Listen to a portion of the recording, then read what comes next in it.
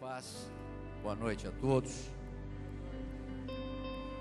Gostaria que os irmãos abrissem a palavra de Deus em Juízes 8. Nós vamos ler do 22 até o 27. Juízes 8, de 22 a 27.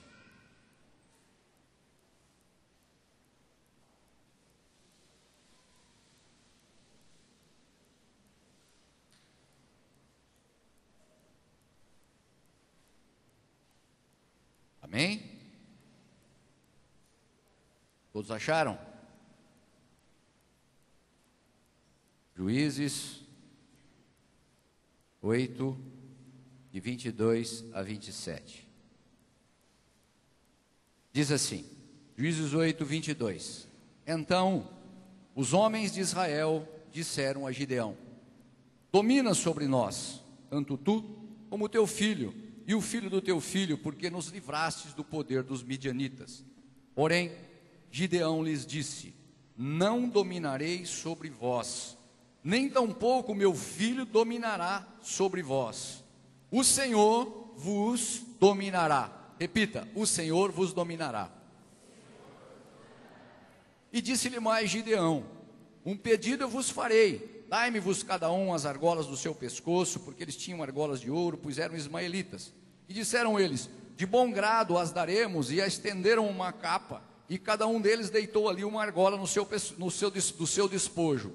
O peso das argolas do ouro que pediu foram 1.700 ciclos de ouro, afora os ornamentos em forma de meia-lua, e as arrecadas e as vestes de púrpura que traziam os reis dos midianitas, e afora os ornamentos que os camelos traziam no pescoço.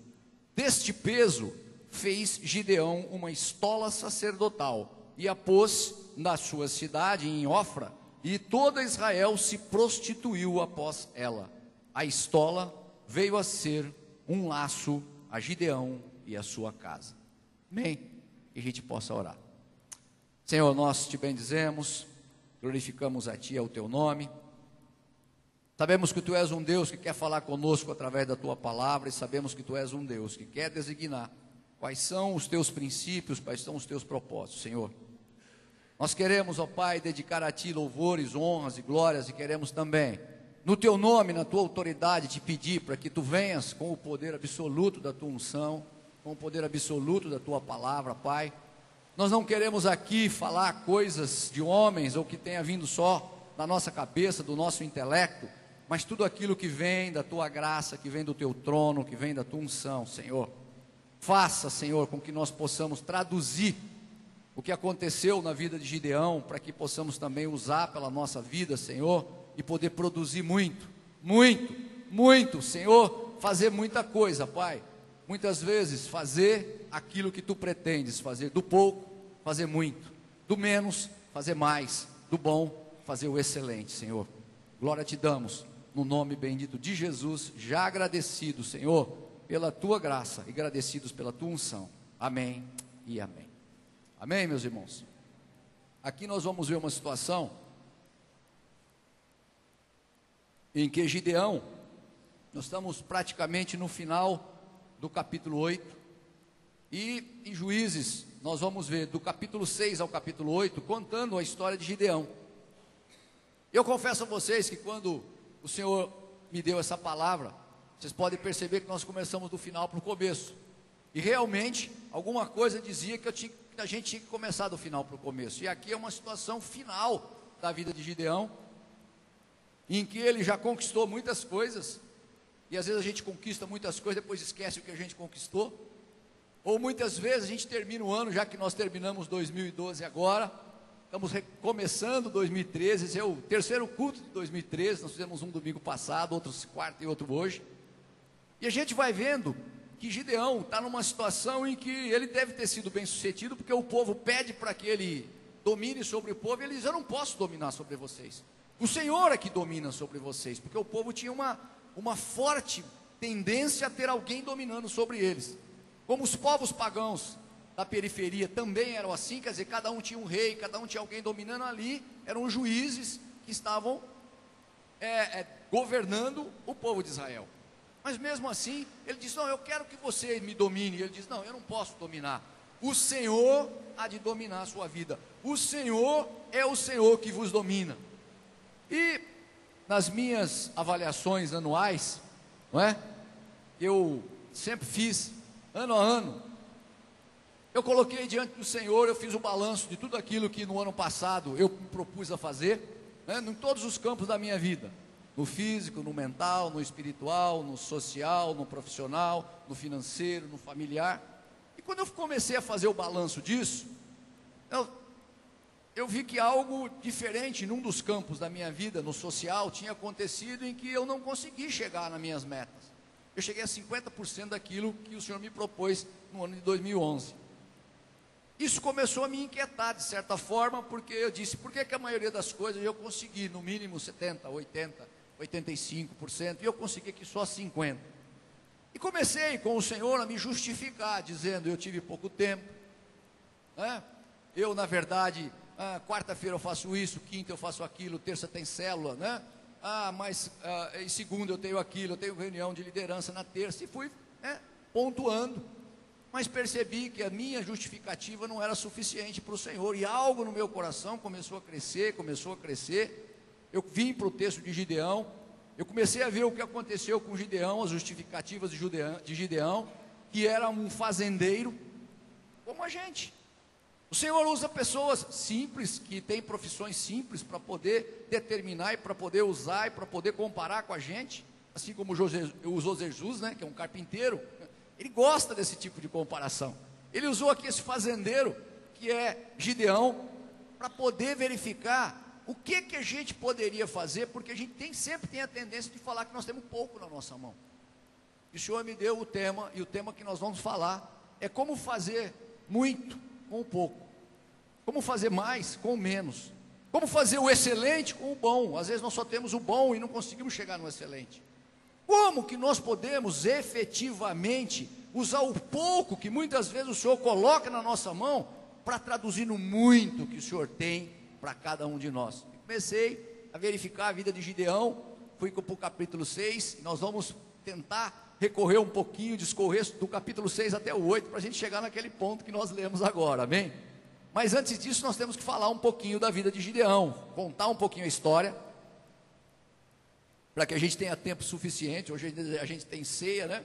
Para poder traduzir o que o Senhor quer falar. Então, aqui o Senhor teria que mostrar para a gente, que eu gostaria de mostrar, o que nós podemos fazer com o pouco que muitas vezes é colocado na nossa mão, com o pouco que muitas vezes está ao nosso dispor, e o que aconteceu com Gideão, e o que pode acontecer com a nossa vida também, baseado em tudo aquilo que passou Gideão.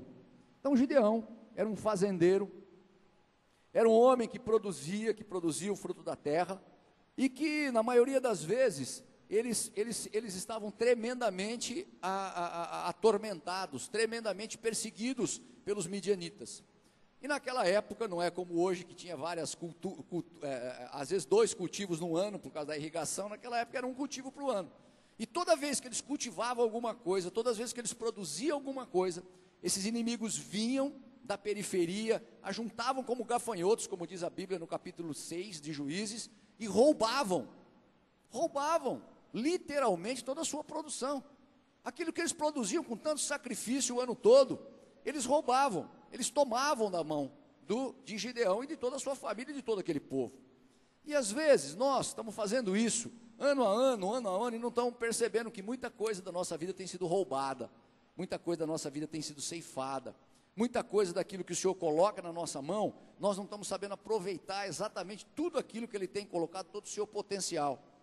E a gente vai vendo como que Gideão, e como que aconteceu na vida de Gideão, para que nós pudéssemos efetivamente saber como aconteceu com aquele povo. A primeira coisa que aconteceu, nós vamos ver lá no capítulo 6, no versículo 3, só para a gente poder ver o que acontecia. Dizia assim: cada vez que Israel semeava, os medianitas e os amalequitas, como também os povos do Oriente, subiam contra eles, e contra eles acampavam, eles destruíam os produtos da terra até a vizinhança de Gaza, e não deixavam em Israel sustento algum, nem ovelhas, nem bois e nem jumentos. Pois eles subiam com os seus gados e tendas, e vinham como gafanhotos, e tanta multidão que não se podia contar, nem eles, nem os seus camelos. Eles entravam na terra e destruíam tudo. Assim, Israel ficou muito debilitada com a presença dos midianitas. Então, os filhos de Israel clamaram ao Senhor, e tendo os filhos de Israel clamado ao Senhor por causa dos midianitas, o Senhor lhes enviou um profeta que lhes disse: assim diz o Senhor, o Deus de Israel, eu é que vos fiz subir do Egito e vos tirei da casa da servidão, eu vos livrei da mão dos egípcios, e eu expulsei diante de vós, da sua terra. Eu sou o Senhor vosso Deus. Não temais os deuses dos amorreus, em cuja terra habitais, contudo não destes ouvido à minha voz. A primeira coisa que eles começam a fazer, para realmente fazer do pouco que tinha na mão deles, muito é orar. Então digam, orar. A oração pode muito, e a oração constrange o coração de Deus. Aquele povo mesmo desesperado, aquele povo mesmo aprisionado, eles começaram a orar, porque eles não entendiam o que estava acontecendo. E às vezes na nossa vida nós precisamos começar a orar, para entender o que está acontecendo em determinada situação, e o que está acontecendo em alguns campos da nossa vida. E ele começou a orar, ele orou, imediatamente o Senhor já mandou um profeta para começar a providenciar, e diz: olha, fique tranquilo, eu sou o Deus que te tirou, que tirou o seu povo, tirou os seus antepassados do Egito. Eu sou o Deus que te livro de todas as coisas. Ele diz: eu sou o Senhor. Então aqui, a partir da oração, eles já começaram a ter um vislumbre diferente, uma situação diferente, que eles iam efetivamente ter algum resultado. Mas não é por esse momento, nem nesse momento em que ele livra, né? Porque Gideão, apesar de ser um homem que passou por quase tudo, ele foi fazendeiro, líder, soldado, juiz. Nessa época ele era só fazendeiro. Nessa época ele estava olhando tudo ali, e ele olhou, e ele não conseguia. Então, mesmo assim, ele é chamado. No capítulo 6, versículo 11, diz assim: então veio o anjo do Senhor, e assentou debaixo do carvalho que está em Ofra, que pertencia a Joás e a Abisrita, e Gideão, seu filho, estava malhando o trigo no lagar, para pôr a salvo dos midianitas. Então o anjo do Senhor lhe apareceu e lhe disse: o Senhor é contigo, homem valente. Repita: o Senhor é comigo. Amém? O Senhor é contigo, homem valente, ele disse para ele, fique tranquilo. Ali, ele já estava num momento de determinação, porque apesar de ele saber que as coisas estavam sendo roubadas, eles tinham já uma estratégia de Deus. Qual que era a estratégia? Naquela época, quando você colhia, né, o trigo, você tem que bater o trigo, é esse raminho aqui, para que saia o grão daqui de dentro. Então, eles colhiam, batiam o trigo, e normalmente as pessoas batiam o trigo num local alto. Esse local alto, quando eles batiam, ficava todo empoeirado, as pessoas viam a palha, os inimigos viam, identificavam qual era o foco, e iam lá para roubar. Então ele vai no lagar, que é a parte mais baixa, que não tem vento, que é próximo de caverna, e vai bater o trigo num local onde o inimigo não vai ver. Amém?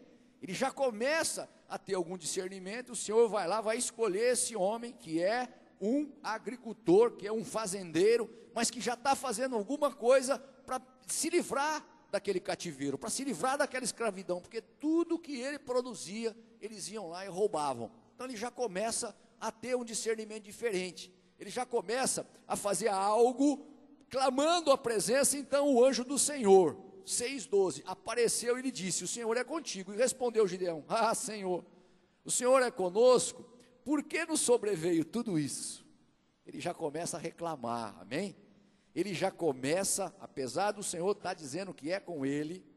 Então primeiro ele orou, né? A primeira coisa é a oração, a segunda coisa é clamar pela presença de Deus. O Senhor apareceu, portanto, orou, o Senhor veio. Então na nossa vida também é assim, a gente ora, o Senhor vem, né? Porque a presença de Deus é importante em cada área da nossa vida, em cada negócio, naquilo que a gente faz, naquilo que o Senhor tem, naquilo que o Senhor tem para cada um de nós. Ele orou, veio com a presença, mas ele já começou a reclamar: Senhor, mas se o Senhor é comigo, por que me aconteceu tudo isso? E aí o Senhor vai explicar para ele. Muitas vezes na nossa vida, nós começamos a choramingar, mas eu não tenho tempo, mas eu não tenho carro, mas eu não tenho ponto, demora para passar o ônibus na minha casa, mas é muito cedo a reunião, mas é muita noite, eu não posso fazer isso, eu não consigo ler a palavra, porque começo a ler, me dá sono, né? Não é assim? A gente sempre tem uma desculpa, a gente sempre tem uma orientação, a gente sempre tem um caminho diferente. Por quê? Porque a gente está sempre dizendo que o que tem nas nossas mãos é pouco. E nós não aprendemos ainda a fazer muito com pouco, né? O mais com o menos. E aqui está muito claro esse processo, está muito claro que ele já começa a chorar, que ele já começa a querer dizer, mas o que já aconteceu, aconteceu. Ou seja, ele orou, o Senhor veio, a presença do Senhor está ali, e ele está ali, ele está então, já no 14 ele diz assim, então, o Senhor se virou para ele e disse, vai nessa tua força, livra Israel da mão dos midianitas, porventura não te enviei eu? E ele disse, Senhor meu, com que livrarei a Israel? Eis que a minha família é a mais pobre de Manassés, e eu tenho o menor na casa, eu sou o menor na casa do meu pai. Chorou outra vez. O Senhor estava com ele, ele orava, o Senhor falou das promessas, mas ele continuava chorando, ele continuava se desculpando, como a gente faz, né? Ele continuava se condescendendo e dizendo, Senhor, mas você vê, eu sou o mais pobrezinho da minha casa, você vê a minha família é pequena, você vê, meu Deus, eu não posso fazer isso. E a gente tem a tendência de achar que está sempre sendo massacrado, sempre sendo oprimido, sempre sendo levado para um caminho que não é o caminho do Senhor. E aqui ele está deixando claro, o Senhor, mas a minha presença é contigo. Ele orou, a presença estava com ele, o Senhor mostrou para ele as promessas. Olha, eu te prometi, ele disse para ele, olha, vai nessa tua força, livra Israel da mão dos midianitas, porventura não te enviei eu? Ele diz, olha, eu te enviei, está tudo aí para você fazer. E ele diz, mas eu sou pequeno, minha família é pequena, minha família é pobre, coitado de mim, eu não tenho jeito. E a gente faz isso. Às vezes tem só um peixinho, né, um pãozinho na mão, mas a gente não sabe fazer como Jesus, que vai lá e transforma tudo, modifica tudo. Por quê? Porque aquele seu momento, aquilo que o Senhor tem para a tua mão, aquilo que o Senhor tem agora, é o melhor que Ele pode te dar, e é o melhor que você pode fazer com aquilo que você tem na mão. Amém? Que nós possamos ter esse discernimento, não é? E que nós possamos nos apegar nas promessas. A palavra de Deus tem mais, a Bíblia tem mais de 3.300 promessas. Mais de 3.000 promessas. E a gente não pega essas promessas. A gente não toma posse dessas promessas. A gente olha as promessas, vê as coisas de longe, não é? Acha que aquilo é uma coisa para outras pessoas. E aquilo não é para mim. Aquilo é para alguém que não para mim. Aquilo é para outro. Mas eu não mereço aquilo. Mas eu sou pobrezinho. Minha família é pequena. E fica naquela constante murmuração. E o Senhor não se agrada dessa murmuração. Então, na verdade, Gideão estava tão perdido e tão inferiorizado pelos ataques do inimigo, pelas coisas que acontecem, que às vezes você e eu também estamos inferiorizados por alguma coisa que acontece. Amém? E o Senhor quer mostrar na noite de hoje que é tempo da gente fazer muito mais com o pouco que a gente tem na mão. Amém? É tempo da gente fazer muito com aquilo que o Senhor coloca nas nossas mãos. É tempo da gente tomar providência. É tempo da gente tomar atitude. E ele diz aqui, Senhor, mas mesmo assim eu estou ainda em dúvida, eu preciso de um sinal. E ele pede um sinal ao Senhor. Ele vai lá, coloca sobre a mesa umas ofertas, né, cabrito, etc., oferta, carne, coloca sobre a mesa essas ofertas e diz, Senhor, eu preciso saber se o Senhor aceita essa oferta ou não. E aí o Senhor mais uma vez vem o anjo do Senhor, toma conta daquela oferta, consome a oferta, e ele já viu que esse sinal aconteceu, ele já ficou firme nesse sinal. Então, lá no 6:24, nós estamos caminhando para chegar lá no 8. Lá no 6:23 diz assim, porém, o Senhor lhe disse, a paz seja contigo, não temas, não morrerás. Então, Gideão edificou ali um altar ao Senhor, e lhe chamou de, o Senhor é paz. E ainda até os dias de hoje está o altar em Ofra, que pertence aos esbezritas. Diga após mim, o Senhor é paz. Amém? Então o Senhor é paz. Então o Senhor estava fazendo um tratamento com Gideão. Primeiro ele ora, sempre repetindo, primeiro ele ora, depois vem a presença do Senhor, depois ele fala das promessas, para que fique bem claro quais são as promessas. Aí, nesse momento, ele pede um sinal, e o Senhor vem com outra coisa interessante para ele, o Senhor dá a ele paz. Falei, eu sou a tua paz, porque ninguém decide nada sem paz. Ninguém decide nada sem estar tranquilo. Ninguém toma conta de alguma coisa sem estar tranquilo espiritualmente, tranquilo fisicamente. Amém? Então ele diz, olha, você tem que ter paz, e dá a ele a paz e discernimento. Na hora, ele já tem discernimento, ele vai lá e coloca e faz um altar ao Senhor. Porque ele diz, se esse é o meu Senhor, se eu sei quem verdadeiramente eu devo adorar, eu vou lá e faço um altar ao Senhor.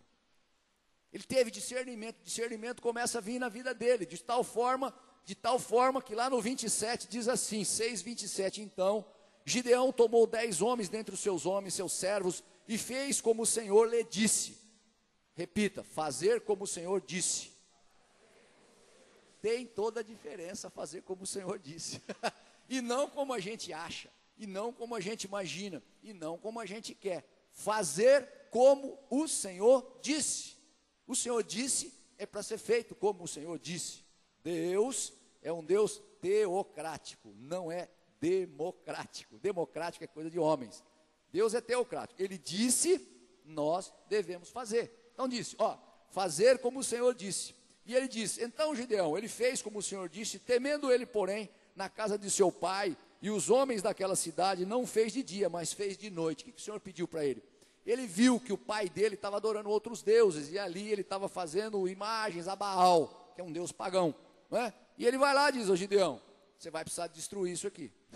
Gideão olha e fala, mas como? Se eu destruir Gideão, ainda era um fazendeiro, já quase prestes a ser juiz, ele olha aquilo e diz, mas como que eu vou destruir? Eu não posso destruir, Deus dá uma estratégia, você não destrói durante o dia, você vai de madrugada.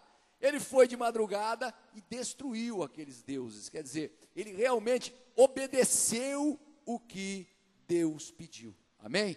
Diz, obediência, fazer o que Deus disse, tem toda a diferença, faz diferença, porque a gente olha e diz assim, mas será que eu faço, será que eu não faço? Não, o que Deus diz, fazer o que Deus disse, e Deus disse, ele foi lá e fez.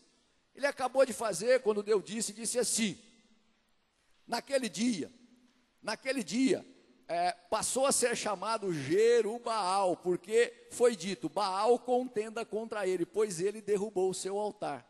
Jerubaal, alguém que contenda, quer dizer, é contra Baal. O apelido dele, como alguém que chama Antônio e o sujeito chama de Tonho, ou o Francisco ele chama de Chico, o apelido dele começou a ser Jerubaal, alguém que contenda com Baal, alguém que destrói Baal, alguém que vai contra Baal. Ele já começou a ser conhecido dessa forma.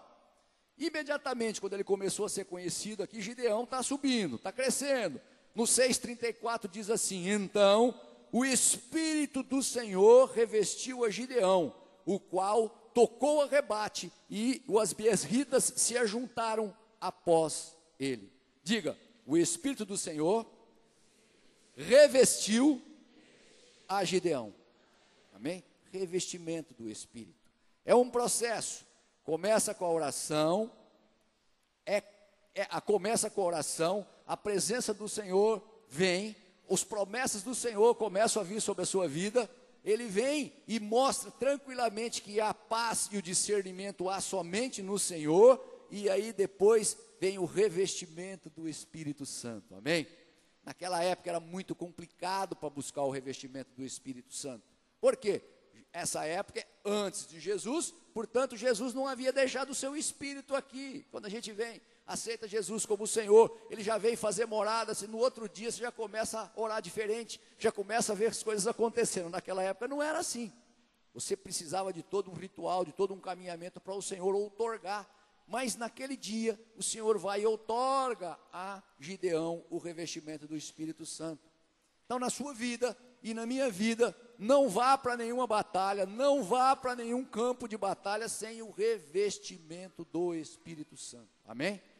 O revestimento do Espírito Santo é aquilo que te identifica quando você vai para uma reunião, é aquilo que identifica quando você vai para um estudo, quando você vai fazer uma prova, quando você vai comprar alguma coisa, quando que você vai fazer uma conversa importantíssima, quando você vai acertar alguma coisa do seu relacionamento. O revestimento do Espírito Santo faz diferença. Senão você vai produzir igual as pessoas produzem. Senão você vai produzir na média que as pessoas produzem. E as pessoas produzem pouco. Não sei se vocês sabem, no Brasil se produz hoje, o trabalhador médio, 20% do que se produz nos Estados Unidos. É preciso 5 homens brasileiros para fazer o trabalho de um homem americano. É louco, mas é verdade. É a pura verdade. Está sendo lutado com isso há 30, 40 anos que as coisas oscilam, mas nós continuamos na mesmice. Ou seja, nós produzimos pouco, em todas as áreas. Em todas as áreas. Há 30 anos atrás, a Coreia do Sul começou a verificar isso, a sentir isso, né? O seu presidente foi na tribuna, o seu presidente era um homem, inclusive, que conhecia o Evangelho. Começaram-se as células, começaram a mudar, começou a mudar a educação. Óbvio que tem que bater na educação, mas também no discernimento espiritual. E hoje eles já produzem 60% do que produz um americano. 60%, ou seja, precisam quase 2 para fazer o mesmo trabalho de um americano. Aqui precisa de 5. Por quê? Porque nós fazemos como que para nós mesmos, nós não trabalhamos como que para o Senhor, amém?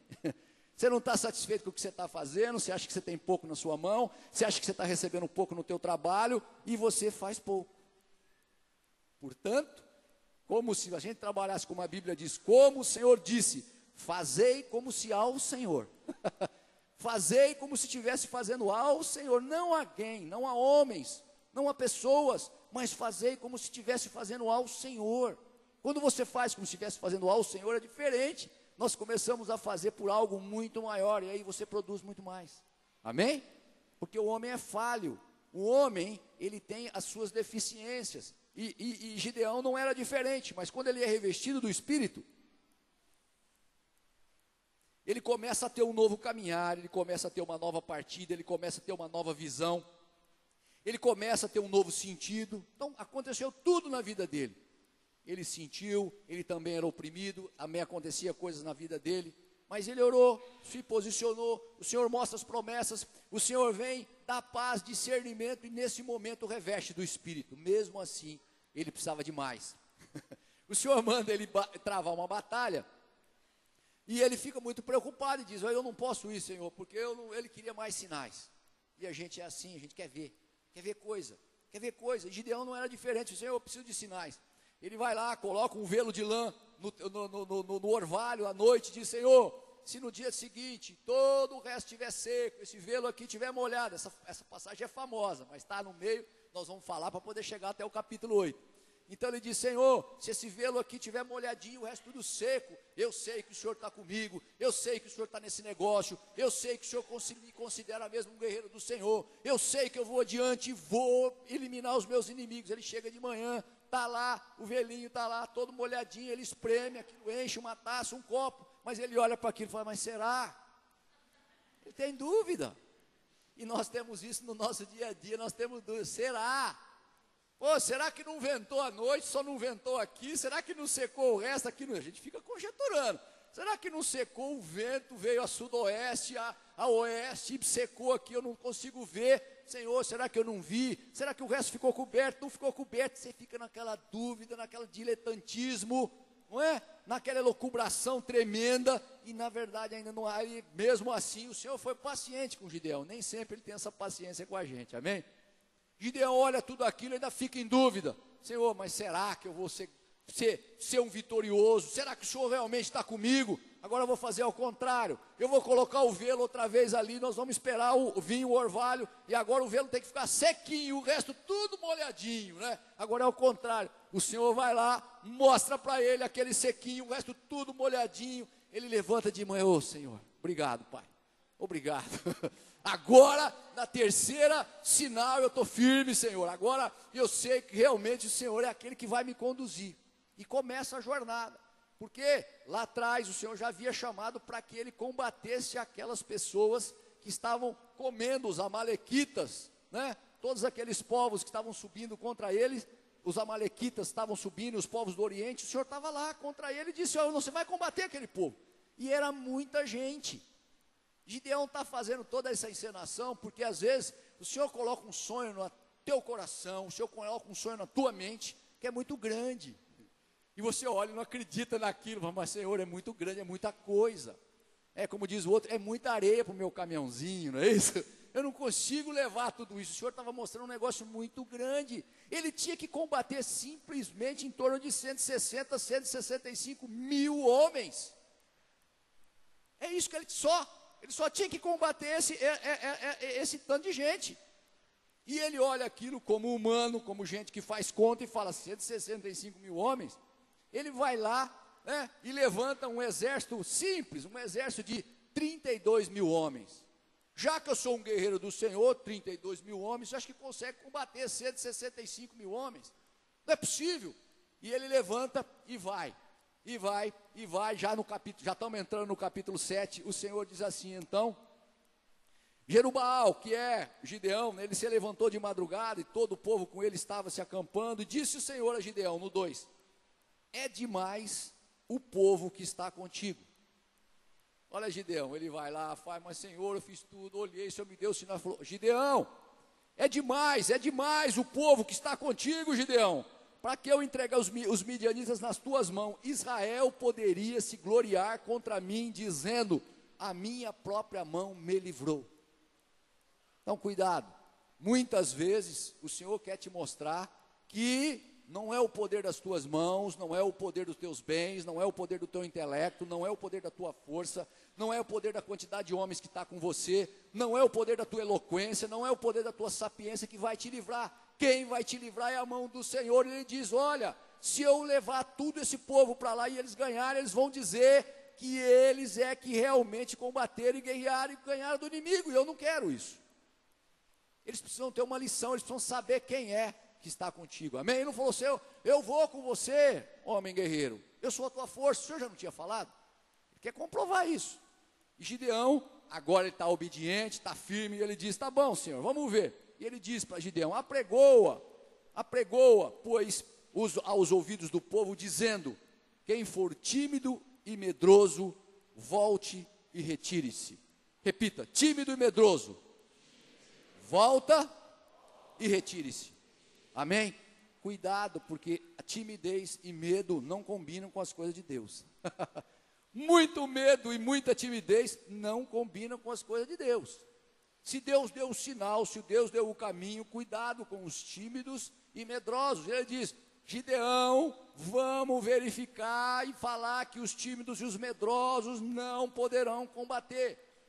Por quê? Porque tímido e medroso vai achar o medroso, ele olha para aquilo e acha que ele tem que ter muita coisa na mão para poder realizar, Gideão.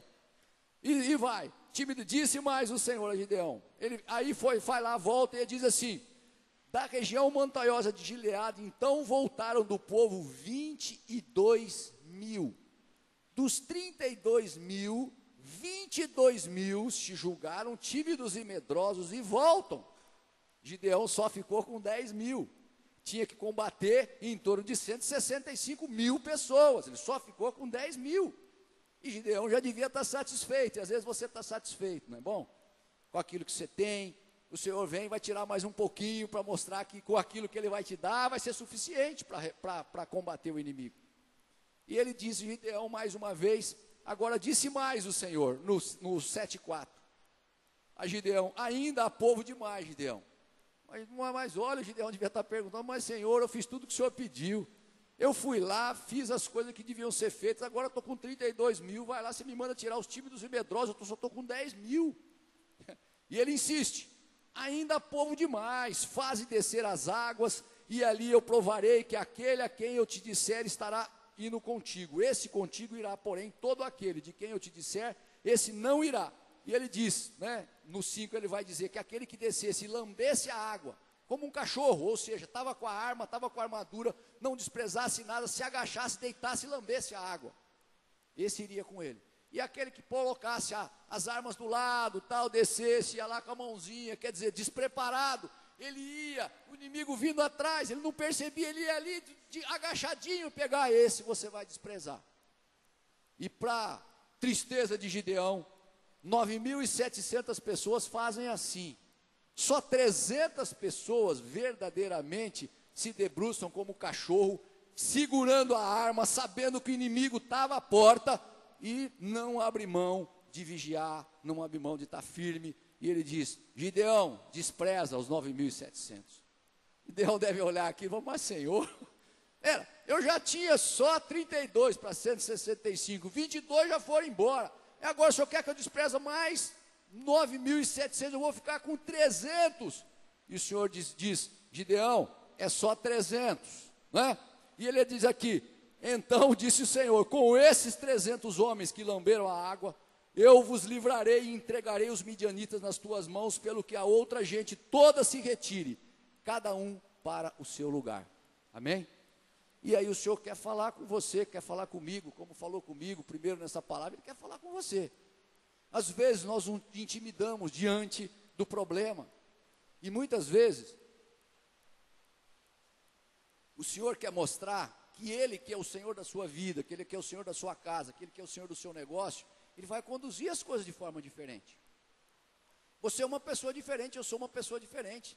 Nós temos que produzir, nós temos que pensar diferente, nós temos que agir de forma diferente, senão fica na mediocridade. O que é da mediocridade? É na média que todo mundo age. Ah, meu patrão não está olhando, eu não vou fazer. Ah, eu deixei o clips cair no chão, o clips não é meu, eu vou jogar fora. Não, você está trabalhando como se fosse ao Senhor. Pega o clips, põe no bolso, vai lá e usa outra vez. Amém? Amém? É assim que se faz. É assim que tem que ser feito. Ah, mas não é meu, não é teu, mas você trabalha como se trabalhasse ao Senhor. E aquele que é fiel no pouco, o Senhor vai ser fiel, o Senhor vai com ele vai ser fiel no muito, amém? Quem não é fiel no pouco, não pode ser fiel no muito. Isso é problemático, parece que é simples, mas não é. E uma passagem que aconteceu na minha vida, na parte profissional, fui convocado para uma reunião em São Paulo. E essa reunião é uma parceria que a gente faz com uma empresa, que fizemos com uma empresa muito grande, gigante, muito grande, né? Grande. É a segunda maior empresa em faturamento do Brasil na área de construção civil. E nós fomos convocados para uma reunião, eu fui até lá, e a pessoa quando convocou é tudo por e-mail, convoca, já aluga, já mostra a sala, é um prédio gigantesco, todo de vidro, grande, 15, 20 pavimentos, né? Em que você chega lá para fazer, já tem a sala determinada, você entra, o senhor tinha me convocado, eu fui para um determinado assunto específico, mas é muito assunto junto ao mesmo tempo, e eu estou ali na sala. A secretária me atendeu, pode esperar na sala, que a pessoa que vai te atender já vem. Eu estou esperando na sala, de repente entra um, que é a pessoa que tinha me atendido, ele falou: espera um pouquinho que o sujeito, sei lá, do jurídico vem. Ah, espera um pouquinho que o sujeito do projeto vem. Ah, espera que o sujeito do comercial vem. Bom, resumindo, foi entrando gente, quando eu vi, eu estava de um lado, a mesa é muito grande, cabe aqui umas 20 pessoas, mas eu estava de um lado e tinha 12 pessoas do outro lado. Eu olhei aquilo, confesso a vocês, e me senti constrangido. Eu me senti apequenado, eu me senti acuado, eu disse: como que eu vou fazer uma reunião em que eu tenho que tratar de diversos assuntos, mas eu não sou, em alguns assuntos, eu sou engenheiro, eu não sou expert em todos os assuntos. Não é? Mas eles não comunicaram direito. Eu sei que eu cheguei ali, tinham 12 pessoas para fazer uma reunião com uma única pessoa. E eu olhei, eu confesso a vocês que ela passou a copeira, me deu uma água, ainda bem que eu tinha tomado água. Eu falei: bom, senhor, já tomei água. Respirei um pouquinho fundo e pedi para eles para ir ao banheiro. O banheiro nessa hora é uma salvação, amém? Você vai no banheiro, você fala: pelo menos eu vou no banheiro para poder conversar um pouquinho com Deus, ficar sozinho, porque eu não sei o que eu vou fazer. E fui para o banheiro, ainda bem que não tinha ninguém no banheiro, porque eu gosto às vezes de falar alto, né? Mas não tinha ninguém no banheiro, eu entrei ali quietinho, e comecei a confabular: Senhor, eu não sei o que fazer, porque eu não vim aqui preparado para isso. Até o número de pastas que eu trouxe minha mochila, levei as coisas, mas não levei tudo, de todas as áreas. Eu sei que aqui vai vir conversa de todo lado, e tudo eles escrevem, tudo você tem que assinar, e tudo você faz ata, né? Porque é tudo automático lá. Escreve, já vai pôr no telão, você vai contar, faz o sim, faz o não, vai indo. E eu disse: Senhor, eu preciso do teu toque. O Senhor me deu muito claramente, por isso que me veio essa palavra: olha, eu sou contigo. Você não se preparou? Preparei. Vai em frente que eu sou contigo. E cada coisa que ia se discutir, eu lembro que as coisas vinham com clareza na minha mente, porque eu tinha passado, pelo menos pela minha mente, muitas coisas, e vinha com clareza, coisa que muitas vezes não é da minha área, jurídico não é da minha área, comercial não é da minha área, mas vinha com clareza e eu consegui, com a ajuda do Senhor, com a ajuda do Espírito Santo de Deus, fazer uma reunião muito satisfatória diante daquilo que eu senti, amém? Então, não deixe que seus sentimentos, não permita que os seus sentimentos, que os nossos sentimentos, muitas vezes, amortize aquilo que o Senhor quer fazer na sua vida e na minha vida, amém? Porque nós somos frágeis, muitas vezes nós nos sentimos acuados, muitas vezes nós nos sentimos, às vezes, numa situação de inferioridade, mas o Senhor é aquele que diz, olha, você vai e eu vou contigo, e você vai verificar. Então o Senhor dá essa revelação, ainda quando Gideão, apesar de tudo isso, Gideão estava com 300, ainda no capítulo 7, ele diz, agora Gideão, porque o Senhor comunica, quando você está revestido do Senhor, quando você orou, quando você sabe dos propósitos, quando você está na linha correta que o Senhor tem, e ele estava aqui, quando você é revestido pela força do Espírito Santo, quando você faz e obedece, exatamente como o Senhor disse, e ele diz, ó Gideão, eu sei que você não está muito firme, porque 300 contra 165 mil é muita coisa, não é? Ele manda ele dar uma voltinha à noite, disfarçadamente, lá no arraial dos inimigos, e ele dá, não sei se põe um capuz, eu não sei o que ele fez, eu sei que ele foi lá com um amigo, e ele ouve um sujeito dizendo, olha, eu tive um sonho, o sujeito dizia, e esse sonho que eu tive, eu via rolando alguma coisa, ele diz assim, de cevada rolando, e combatendo todas as coisas de trigo, como se fosse um pão de cevada com pão de trigo, e naquela época, eles consideravam Israel uma classe menosprezada, uma classe menor, e a cevada tem menos nutrientes do que o trigo, e tudo aquilo para ele tinha um significado, por isso que eu estou dizendo que a gente tem que estar atento ao Espírito, para saber o significado das coisas que acontecem no nosso dia a dia, e ele entendeu, que aquela visão, que aquela pessoa estava tendo, ele entendeu claramente, que era o quê? Essa cevada vinha e dominava o trigo, e combatia o trigo, e batia o trigo, que naquela guerra, que naquele momento específico, era o Senhor, era Israel trabalhando contra os midianitas, contra os amalequitas, e que ali ia acontecer uma guerra em que quem ia predominar era o povo de Israel. Ele entendeu isso claramente, até isso o Senhor fez. Para quê? Para que ele naquele momento ficasse firme, para que naquele momento ele ficasse seguro, para que naquele momento ele não titubeasse em saber quem verdadeiramente era o Deus que comandava e o Deus que tocava a vida de Gideão, amém? Então quando ele vai, ele entra, ele faz tudo isso, ele ouve isso aí, e felizmente, né, quando ele ouve isso, e essa estratégia que Deus deu para dar muita força a ele, né, Deus dá mais uma estratégia. Quando ele vai combater, não pense que ele manda eles tirarem, depois vocês leem, é o capítulo 6, o 7, até o 8. Não pense que ele manda ele tirar a espada e ir combatendo com os homens, não, né? Ele manda, é como se, eu vou pôr entre aspas, uma emboscada, em que ele divide grupos de 100, e as pessoas vão lá e vão tocar chofar, vão tocar cântaro, vão quebrar pote, vão fazer de tudo, e eles se amedrontam de tal maneira, no escuro, naquela época não tinha essa energia que tem hoje, eles começam a se degladiar entre eles mesmos, e eles começam a se destruir. O fato é que a batalha é travada, dos 300 homens de Gideão, nenhum sequer é morto, porque o Senhor queria que realmente comprovar, que quem era com Gideão era o Senhor, não eram os homens, não era a força, não era a espada, não era a lança, não era o cavalo, amém? E assim é com você, assim é comigo, o Senhor quer provar, que quando esse homem forte, esse guerreiro do Senhor se posiciona, o Senhor é contigo, meu irmão, amém? O Senhor é com cada um de nós, mas nós temos que estar firme, porque essas coisas acontecem e vão acontecendo, se a gente não entende o que realmente está acontecendo, a gente fica tímido, a gente fica medroso e a gente depõe as armas. Então cuidado com o medo, cuidado com a timidez, cuidado com depor as armas, porque nesse momento, não é momento de você depor as armas. Acabamos 2012, Deus quer coisas tremendas para nós em 2013, amém? Deus quer coisas diferentes para nós em 2013, com certeza. Deus quer que realmente o Senhor venha e faça coisas às vezes simples, às vezes do pouco que nós temos na mão. O Senhor quer que aconteça exatamente o que ele disse para Gideão. Gideão, fica firme, Gideão, fica firme. Depois de tudo isso, nós chegamos naquele capítulo que aconteceu, que é o capítulo 8. Tudo isso já tinha acontecido.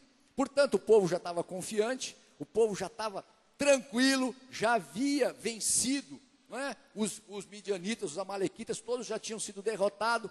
Aí o povo diz: Gideão, agora eu quero que você domine sobre nós. Gideão, agora eu quero que você governe. Agora é hora de Gideão mostrar quem realmente ele é. Podia ter subido ao coração dele, ele podia ter ficado, como diz o outro, todo convencido, e agora eu vou dominar sobre o povo. E ele deixa claro: não, eu não dominarei sobre vós, não dominarei eu, não dominarei meus filhos, não dominarei. Mas, meus irmãos, mesmo ele não dominando, parece simples, mas é um detalhe na vida da gente. Muito cuidado quando a gente ganhar algumas batalhas.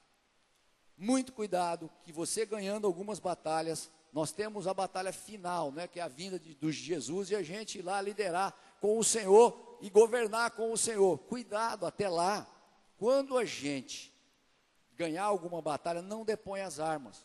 Gideão, apesar disso tudo, ele fala para o povo: o Senhor vos dominará. Então você tem que saber quem é que domina. Você tem que saber quem te domina, você tem que saber quem te movimenta. E ele tem tanta certeza disso, mas aqui ele comete um pequeno deslize. Ele vai, convoca aquele povo, os ismaelitas tinham muito dinheiro, muito ouro. Ele diz: vamos agora fazer esse ouro aqui, vamos fazer pegar o despojo, tudo aquilo que eles tinham ganho de guerra naquela época, você podia pegar do inimigo, certo? Era teu, por herança, era lei. Eu ia lá, guerreava, o sujeito tinha ouro, tinha prata, ele lá pegava, fizeram ali, colocaram num pano e fizeram uma estola sacerdotal. Essa estola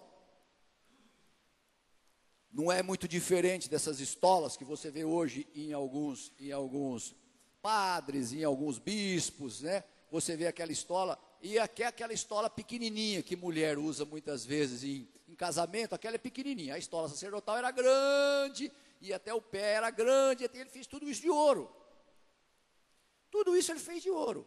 E ele fez essa estola, claro, com boas intenções. Mas, olha o que acontece aqui no 8:27. Nós já lemos, disse assim: e desse peso fez Gideão uma estola sacerdotal. E ele pôs na tua cidade em Ofra, e todo Israel se prostituiu ali após ela. A estola veio a ser um laço a Gideão e a sua casa. Muito cuidado, depois de um vencimento, de uma batalha, às vezes você se empolga com alguma coisa, não é isso? Muito cuidado com aquilo que o Senhor te dá, com a produtividade que Ele vai fazer na sua vida e que Ele vai melhorar a sua vida. Por quê? Porque muitas vezes a gente confunde ter dinheiro ou bens e deixar ser possuído pelo dinheiro ou pelos bens. É diferente. Ter dinheiro e bens é uma coisa. Deixar ser possuído pelo dinheiro e bens é outra coisa. Amém? Então, cuidado. Quando você deixa, o povo olhou para aquilo e disse: olha aquilo, olha que coisa, adorou tanto e se prostituiu. Ou seja, foi contra os caminhos do Senhor mais uma vez. E volta outra vez o ciclo da geração de Israel, que era idas e vindas, picos e montes, é o chamado crente montanha-russa. Ou o crente ioiô, aquele que ora está em cima, ora está embaixo, ora está em cima, ora está embaixo, ora está em cima, ora está embaixo. Se você e eu não queremos ser o crente montanha-russa ou o crente ioiô, nós temos que ficar firme e não nos embriagar com aquilo que o Senhor nos dá. Porque quando a gente se embriaga, a gente passa a ser possuído por aquilo que nós temos. Sabe aquela história? Eu conheço uma pessoa que disse assim uma vez para mim. Eu entrei no carro dele, e rapidinho, ele não tinha nem carpete, nem tapete no carro, E ele disse na época que não tinha aqueles tapetinhos que hoje é gostosinho, que é aquele de carpete, Na época era tudo. Eu lembro que eu entrei, tinha comprado um carro novo, zero, bonito, e eu entrei, eu pisei. Eu falei: mas você não coloca tapete? Ele falou: eu comprei o carro para usar o carro, não o carro me usar. Eu que vou usar o carro. Aquelas pessoas que você vê que fica com plástico no carro, um tempão, não tira nunca o plástico do banco, achando que o banco vai ficar o resto da vida, amém? E aquele troço esquenta, que é um troço, esquenta, que é um negócio, e o cara continua com o plástico ali. Quer dizer, na verdade, quem está usando ele, ele não está usando o carro, ele está sendo usado. Amém? Isso nós temos que tomar cuidado, porque aquilo começa a nos enebriar, e ali não foi diferente. Ele olhou essa situação, viu essa situação, e tem mais. Ele disse mais aqui, retirou-se, por quê? Porque ali, naquele momento, ele se depôs as armas, assim foram abatidos os midianitas, retirou Jerubaal. Teve Gideão 70 filhos, todos provindos dele, porque ele tinha muitas mulheres, e sua concubina, que estava Siquém, lhe deu também à luz um filho, e ele pôs o nome de Abimeleque. Ele tinha muitas concubinas. Gideão, apesar de ter aprendido muita coisa com o Senhor, ele aprendeu muito mais coisas que não devia com os povos pagãos.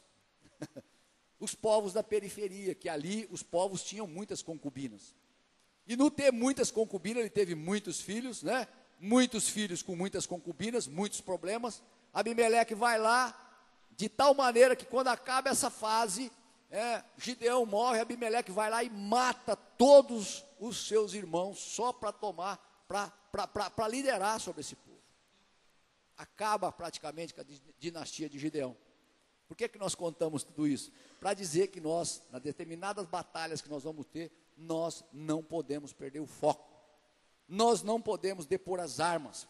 Nós não podemos uma hora servir de um jeito, outra hora servir de outro. Nós temos que ser constantes, porque isso é perigoso. Toda vez que a gente se anima muito com alguma coisa, as coisas acontecem. Não pode sair dos caminhos que não são do Senhor. Gideão não fez o que diz lá em Gênesis 2. Ele não casou com uma só mulher, ele não teve uma só carne, não foi só com uma, foi com várias. Isso trouxe muitos problemas para ele, como trouxe para Salomão e como trouxe para todos aqueles que praticaram a poligamia. Amém? A Bíblia é clara nisso. Muito clara, muito clara, muito clara. Portanto, muito cuidado, porque se a gente quer verdadeiramente fazer muito com pouco, fazer mais com menos, esse é o nosso foco. Para fazer com mais com menos, eu tenho que orar ao Senhor, como fez o povo, como fez Gideão. Eu tenho que buscar a presença do Senhor, como disse: Senhor, Gideão, eu sou contigo, homem valente. Eu tenho que entender quais são as promessas e os propósitos do Senhor para a minha vida, como entendeu livremente Gideão. Eu tenho que efetivamente ter isso no coração, e isso me traz paz e discernimento, porque a paz e o discernimento só vem com a orientação do Senhor. Eu não acredito que hoje nós consigamos ter paz e discernimento sem a orientação do Senhor. Com a paz e discernimento eu sou revestido pelo Espírito Santo. Todas as minhas decisões, os meus atos, as minhas coisas vão ser revestidos pelo Espírito Santo. Eu não posso decidir pela minha alma, eu não posso decidir por aquilo que eu acho, eu não posso decidir pelos meus sentimentos. Eu tenho que decidir por aquilo que o Senhor fala que é certo, aquilo que o Senhor fala que é errado. E quando eu venho e ganho alguma batalha, eu não posso depor as armas, porque mais batalhas virão. Nós ainda não ganhamos a guerra final, amém? Hoje Gideão está nos ensinando a fazer muito com pouco, fazer mais com menos, fazer o excelente só com o bom, fazer o ótimo, às vezes com o medíocre, que tem aparentemente nas nossas vidas. Nós temos que ter cuidado, porque o Senhor às vezes quer com pequenos toques mostrar os caminhos, com pequenos toques mostrar as diferenças. Eu tenho perguntado para o Senhor o que é que o Senhor quer fazer, porque o Senhor quer que o reino de Deus seja implantado por aquilo que Ele colocou nas suas mãos e nas minhas mãos, amém? Quando você tiver convicção de que você está fazendo para implantar o reino de Deus, é tremendo como o Senhor abre o teu coração, muitas vezes até em questionamentos. Essa semana eu recebi um telefonema de alguém, me pedindo uma colocação para sua filha, né? E ela me pedia, quando ela me falou a área que a pessoa trabalhava, tal e tudo mais, a pessoa trabalha numa área em que verdadeiramente na nossa empresa a gente já eliminou esse departamento. Mas eu, quando ela estava falando, veio o telefonema, e veio no momento que eu estava numa reunião, tinha mais gente na minha frente, sabe quando você fica atordoado? Eu quase disse para ela, ó, me desculpa, mas nós não temos mais essa área aqui, não é? Quase. Quando eu estava quase dizendo naquela atordoada, veio alguma coisa, pede licença, vai para a tua sala, eu pedi licença, saí daquele lugar, fui lá, papapá, e eu vi, e o Espírito me colocou, olha, ela está precisando de um alento, né? Ouça o que ela tem a dizer, você tem pessoas que você conhece que pode ajudá-la, e às vezes através de você, como Deus já me usou muito para isso, para muitas pessoas, Deus pode usar outra vez. Não limite a capacidade que Deus tem, que Deus quer te usar para implantar o reino, né? Usa daquilo que o Senhor te deu, que o Senhor tem na tua mão, para implantar o reino. Eu fui, anotei o nome, dei meu e-mail para ela, me agradeceu, ainda me convidou para fazer uma viagem lá para a cidade deles, porque eles conhecem a minha esposa. Eu agradeci e tal e tudo mais. Você viu que a pessoa ficou totalmente satisfeita. Eu não fiz nada, eu só atendi, eu só pedi para me mandar um e-mail, e com certeza a hora que chegar eu vou encaminhar quem é de direito, sem garantir nada. Mas o Senhor quer que verdadeiramente aquilo que o pouco que Ele tem colocado na sua mão e na minha mão, nós possamos fazer muito, amém? Às vezes você acha que é pouco, como o Gideão achava, que ele é pobrezinho, que ele é uma pessoa que é pequeno, que a casa dele é pobre. E às vezes você está achando isso nesse final de 2012, mas 2013 está aí, está avançando. Nós estamos vendo, você pode ver uma coisa realmente fora daquilo que é normal, daquilo que é trivial, e o Senhor quer fazer por você aquilo que verdadeiramente Ele tem para cada um de nós. É muito importante que a gente tenha isso no nosso coração, que a gente tenha isso com muita clareza, não é? Que nós temos a direção de Deus, e com a direção de Deus nós vamos chegar a alguns caminhos que são caminhos de graça, são caminhos de bênção. Deus não costuma dar aquilo que nós não conseguimos possuir, aquilo que nós não conseguimos vislumbrar. Deus não costuma dar aquilo que nós não conseguimos vislumbrar. Jesus chegou diante de uma pessoa que estava com um problema há 38 anos e disse: queres ser curado? Ele doido ali atrás daquele tanque, querendo entrar, diz: queres ser? Porque ele tinha que falar: eu quero, Senhor, sim, eu quero ser curado. Então, muito cuidado com seus planos, muito cuidado com seus projetos, muito cuidado com seus planejamentos, porque se você não consegue vislumbrar, o Senhor não consegue te dar. Você não consegue ver além das circunstâncias, da pequenez daquilo que tem na sua mão, o Senhor com certeza não vai conseguir colocar, não vai conseguir dar, né? Muitas vezes nós julgamos pelo tamanho da semente que está na nossa mão, a erva daninha que vai ser criada. Não, o Senhor quer que você, apesar da semente pequena que está na sua mão, consiga vislumbrar as árvores frondosas, as árvores milenares, árvores seculares que vão dar com aquela pequena semente que está na sua mão, amém? A gente olha aquela sementinha, mas com essa sementinha, Senhor, eu vou conseguir meia dúzia de erva daninha. Com essa sementinha é muito pouco, eu não consigo, através dessa sementinha, vislumbrar uma coisa maior. Não, que você e eu possa vislumbrar, apesar da semente, apesar do tamanho pequeno, apesar das coisas pequenas que o Senhor coloca, diz: não, isso foi o Senhor que me deu, e se Ele me deu essa semente, apesar de aparentemente pequena, pode se transformar em árvores frondosas, milenares, e isso pode afetar outra geração, não só a minha geração, amém? É importante isso, é importante que a gente tenha isso dentro do coração. E gente, é importante também que a gente esteja animado, animado, no grego ânima significa alma ou vida, e entusiasmado, teos é Deus, cheios de Deus. Então, não basta a gente só estar animado, só com vida, a gente tem que estar entusiasmado, teos, a gente tem que estar cheio de Deus, animado, mas cheio de Deus, animado com vida, mas cheio da vida de Deus.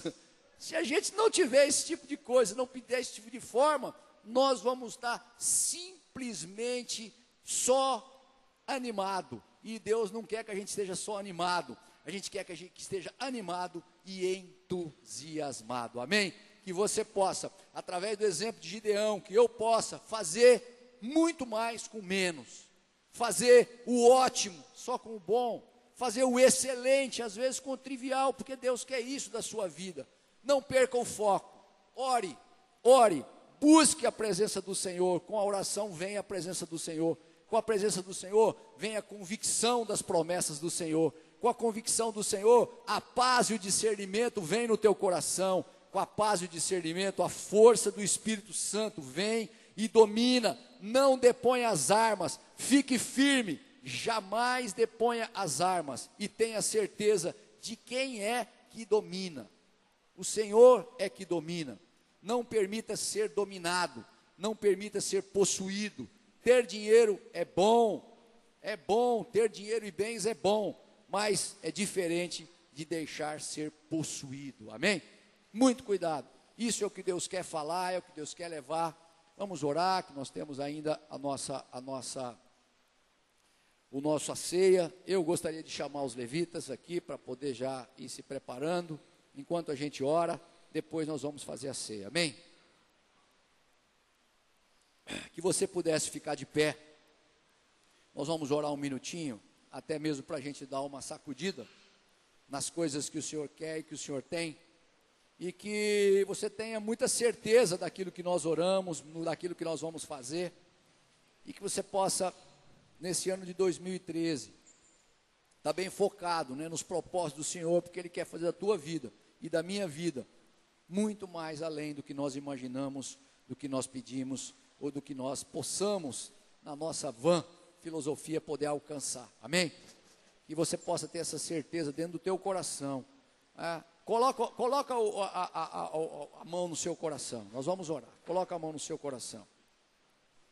Vamos orar, eu vou orar uma primeira parte, depois nós vamos repetir, para que fique muito claro no nosso coração. Senhor, nós te agradecemos e bendizemos pelo teu caminho, te agradecemos e bendizemos pela tua unção, te agradecemos e bendizemos por aquilo que tu tens revelado na nossa vida, te agradecemos e bendizemos porque sabemos que tu quer fazer da nossa vida, Pai, muito mais, com menos, que nós possamos, ó Pai, olhar para a nossa mão, que as pequenas sementes que muitas vezes são colocadas na nossa mão, possam simbolizar muito mais que ervas daninhas, muito mais que plantas raquíticas, ó Pai, mas possa simbolizar, Senhor, as árvores frondosas, milenares, que Tu quer para a nossa vida, Senhor, que nós possamos, na Tua unção e na Tua autoridade, agir, Senhor, com integridade, agir com graça, agir com bênção, Pai, agir diante da Tua unção e diante da Tua palavra, Pai, no nome bendito e glorioso de Jesus. Mas agora, Senhor, vamos orar a Ti,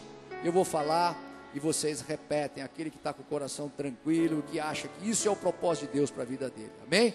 Senhor Deus, podem repetir, Senhor Deus, nós te bendizemos pela Tua palavra, nós te glorificamos, porque sabemos que assim como aconteceu com Gideão, Tu queres que aconteça comigo, Senhor, que eu tenha discernimento para orar, para colocar tudo aquilo que o Senhor quer e que eu preciso diante de Ti, Senhor, que a Tua presença seja comigo a cada dia, Senhor, que as Tuas promessas sejam presentes no meu dia a dia, me faça lembrar, Senhor, que a Tua paz, que excede todo entendimento, e o Teu discernimento, bendito, da Tua palavra, possa fazer parte de cada área da minha vida.